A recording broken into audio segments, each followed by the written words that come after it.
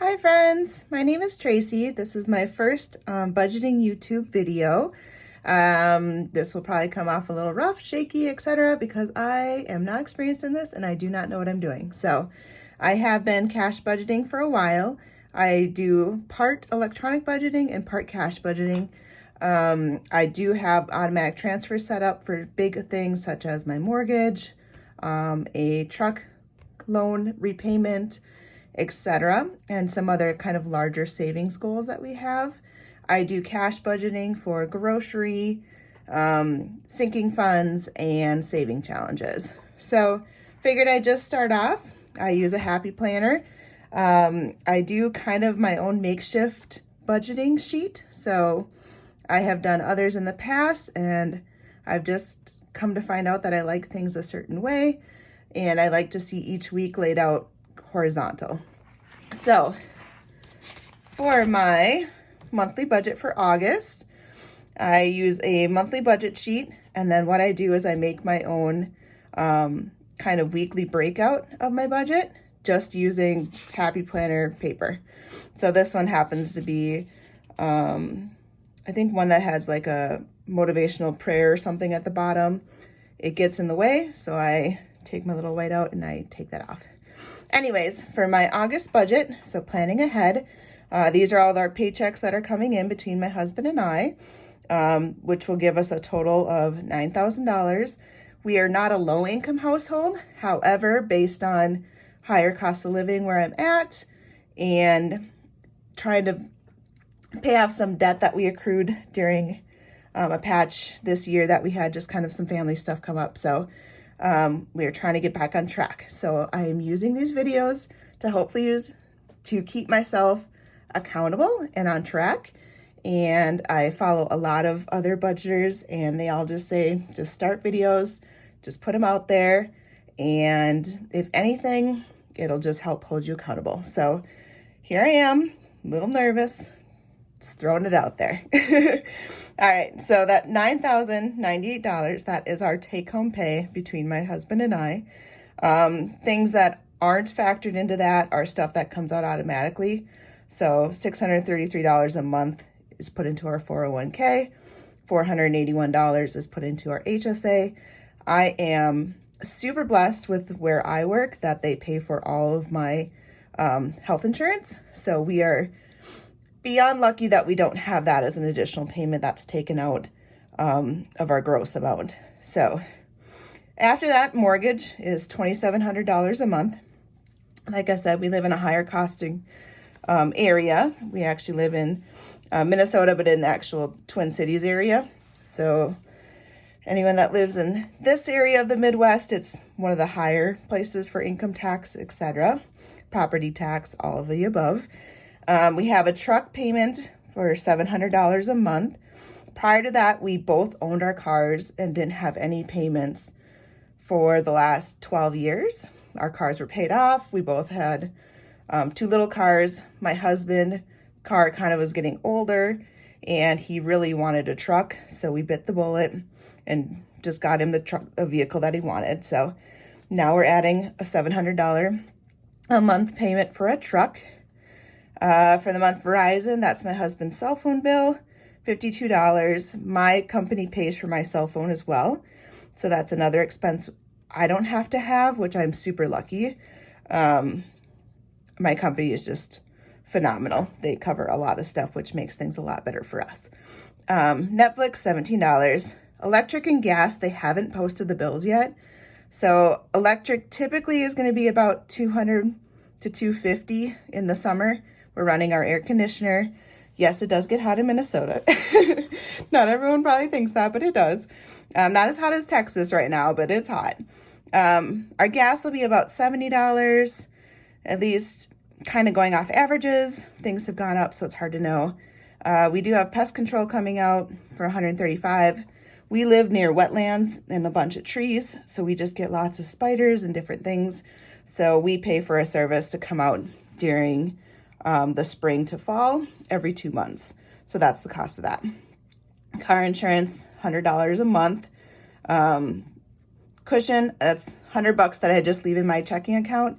We typically use that to pay for gas. I don't pull out money for gas. I have in the past. And then COVID hit, and then it was just kind of weird to exchange money. And then we just got used to keeping money in our account. So that's what I do for now. My goal is to eventually pull out cash again now that, you know, life is getting a little bit more normal again. But as of now, I haven't.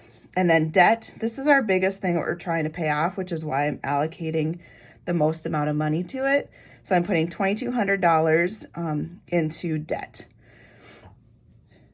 this month, which to some probably sounds crazy, but we had a family loss, unexpected. My sister's husband passed away in a tragic way, and it left her and her 4 kids without a father figure. So there's just a lot going on during a period of time, and we racked up our credit card more than we should have.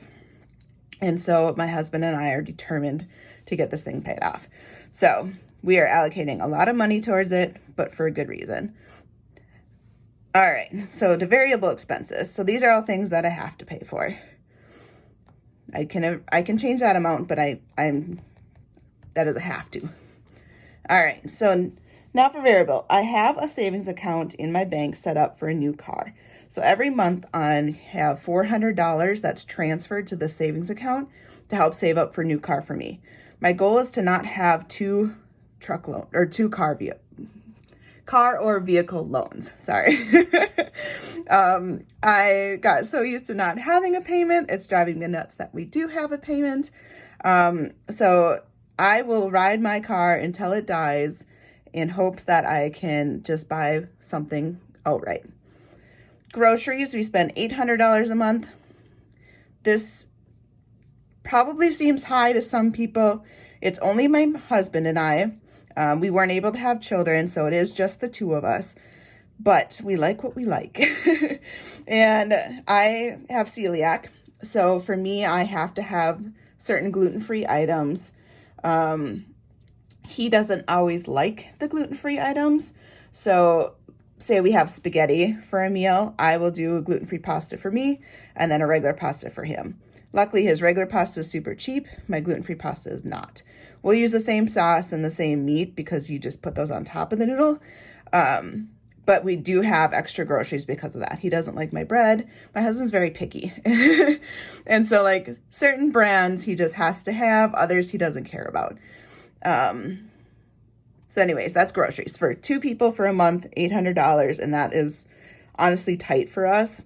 I've really reduced the amount that we spend on groceries as much as I can.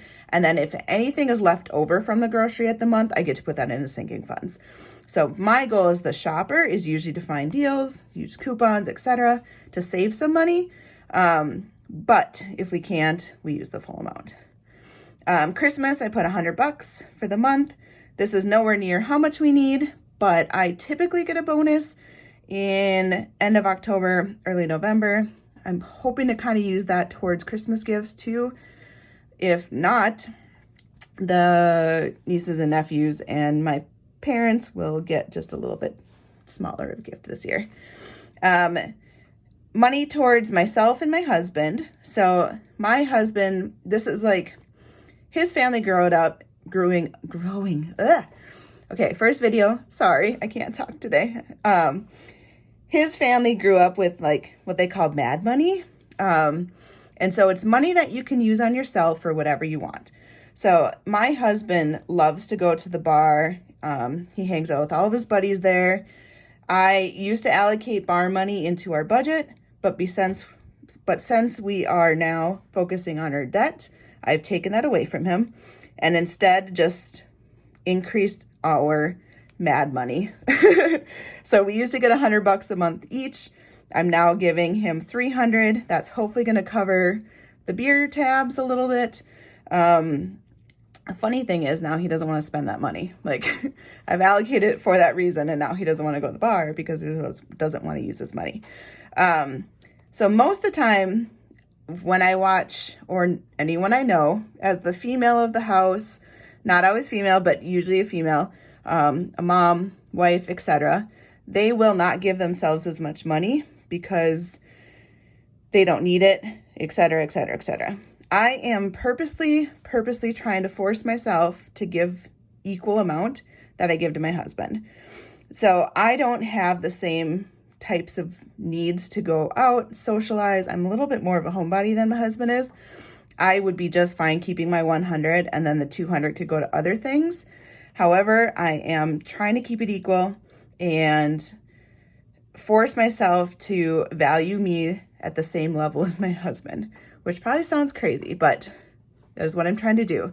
I have my own little binder, like challenge and sinking fund binder that I'm using to save towards like pampering things, travel. I have siblings that live in different states. I have a sibling in Florida who's currently pregnant. So I'm kind of using this money to help pay for and save up for travel expenses to go see people, do things that I want. So I don't need it month to month as much, but I'm kind of using it as a way to save. Roth IRA, we're throwing $50 in. My goal is to do $500 a month to max it out.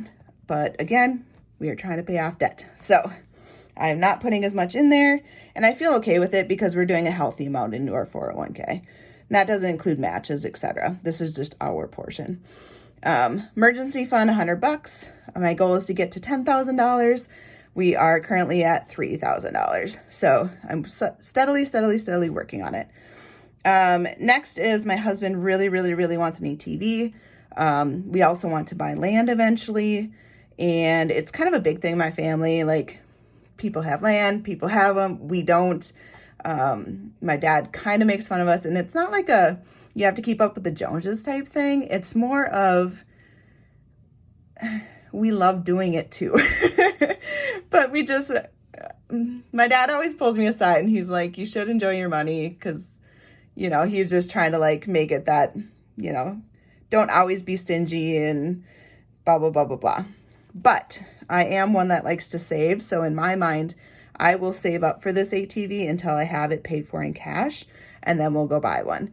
Where my dad, who is 20 years older than I am, he's at a different point in his life. So he has extra money in his account that he could just go buy one today if he wanted to.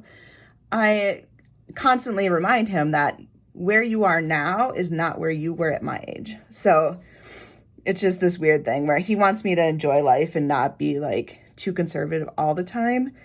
And I get very nervous to spend money just because you just never know what'll happen. So, and also having this debt, which I don't tell him about, is weighing on that too. So anyways, so once I get my official electric and gas bill, because those are question marks, then I can tally this out. Whatever is left over will go towards sinking funds and challenges. So it should be around, I think, $500 or $600 that's left over. But this part I don't know for sure until the bill posts. And I like to budget with actuals. And so I will wait until the end of the month to fill those in. All right, so then shifting gears, this is how I lay it out. I like to take this thin little washi tape and separate the 4 weeks out. And I like to see it as a whole month, all the different things, and then how money is allocated each of the different paychecks. So we have a paycheck on 8/1, 8/12, 8/15, 8/26. And these are the 4 different amounts. So from that then, the mortgage, I have $675 transferred to our mortgage fund account in our bank every paycheck. So that will automatically accrue. We're currently 1 month ahead. So I've already paid August, but I am now saving up for September. Same with the truck. On these 2 paychecks, because they're the higher paychecks, I saved the $350 split to get to the $700. New car, I do that once a month. The first paycheck of the month, that's $400. That's automatically transferred as well. And then certain bills, because I've gotten into a rhythm of this, I just kind of know which bills go with which paycheck. As you're doing this on your own, you might have to kind of play with it a little bit. And how I do it likely won't be the way you do it. But for me, this just visually makes sense to me. And then I can show you like September's. Don't mind my little note, because that's how I'm going to split out the 5th paycheck. A lot of it's going towards that. I like to highlight things as they come out. So This is last month's, but this is what makes sense to me, which is why I do this. So each week then, groceries, I split that up twice a month, pull out $400 each time. And then the different utilities. So I know these 3 utilities come out in the first check. These 3, this one's kind of a variable because we have our water comes every 2 months. Our trash is every like 3 months. There's certain variable ones, so I kind of leave space in there. This time around, it needs to be our pest control.